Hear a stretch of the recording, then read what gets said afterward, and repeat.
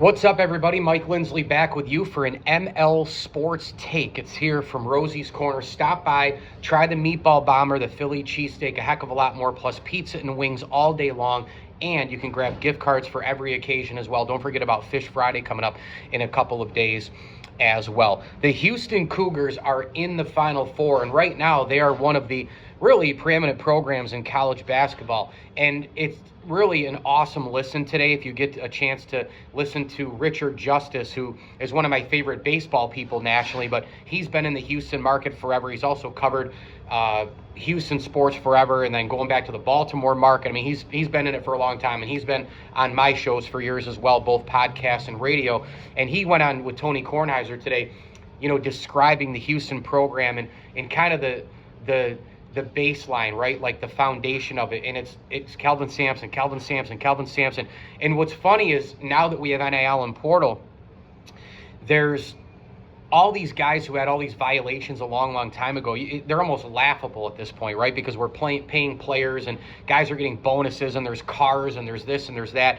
But Kelvin Sampson went through his own, NCAA violations and all the rest at previous stops. But he's been a tremendous head coach, an unbelievable motivator, and a defense-first guy. And Richard Justice explained it in the Tony Kornheiser show today about how he went to one of the booster guys. He said, listen, you guys can't do this with the arena, and there were rats in it, and it's really worth a listen to get an idea of how far Houston has come. And the booster gave him $20 million, and he said, you go raise the rest, and voila, here they are, and their arena is unbelievable. The facilities are unbelievable, and he's got this program humming, Final Four contender every year for the last several years in multiple ones. They play that defense style, that defense-first mentality, and he's got a family foundation on down. Apparently, the daughter provides the scouting reports of the opposition's offense to, the players, and then he's got his son rolling as an assistant as well. So it's really been a Kelvin Sampson show, and he goes into living rooms first and foremost before NIL. He says, son going to come play for me, not going to be pretty, right? Like, it's defense first. It's going to get ugly, but they're going to get to this point. Trust me. Master motivator, unbelievable leader, program builder. And now you look at this team against Duke, and this is an epic matchup, right? This has the heavyweight fight feel of a Saturday night type of a thing between these two programs. And when you look at this Houston team, they're the best defensive team in the country, but Duke is the best team in the country in terms of their overall play, their complete play, both offense and defense. Cooper Flagg, multiple NBA players, Kneppel and Proctor, I think, really kind of balance and complete that team to a certain degree. They've got an offensive presence as well. Inside, they have shot blockers, and they can roll out a couple extra guys after the starting five. So they beat you at both ends. They're complete as complete can be. And then you're going up against a Houston team.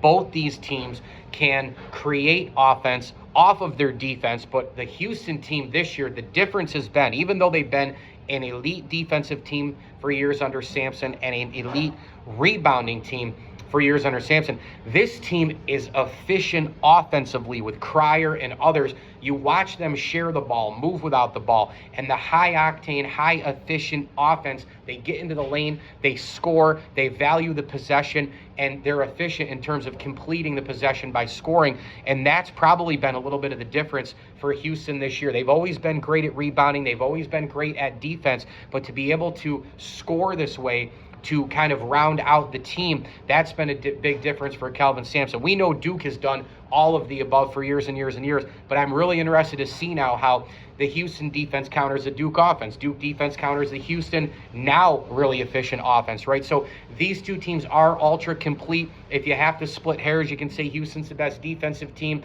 You want to split hairs and say Duke's the best team in the country that's left in the Final Four, you can do that too. Cooper Flagg, the best player, fine. But this matchup is going to be, I'm telling you, it's going to be punch for punch, blow for blow. And both teams do so many things well on the floor, and that's why you're probably going to see it that way. But just a program that's not a blue blood.